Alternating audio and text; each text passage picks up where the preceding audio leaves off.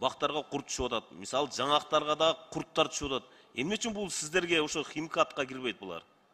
Эмне себеп болуп атат буларда?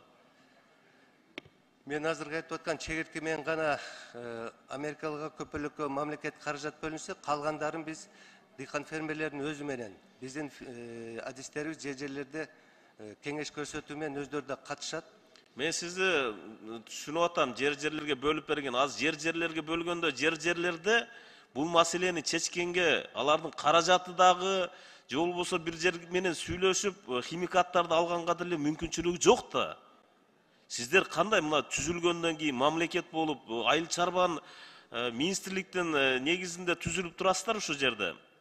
Бирок элдерге бир пайда алып келе албагандан кийин сиздерге эмне бул жерде сиздердин негизи айыл чарба министрлиги бүгүнкү күнү Алмаз Акымжанович жумушту алып бара албай атат. Нааразычылык көп.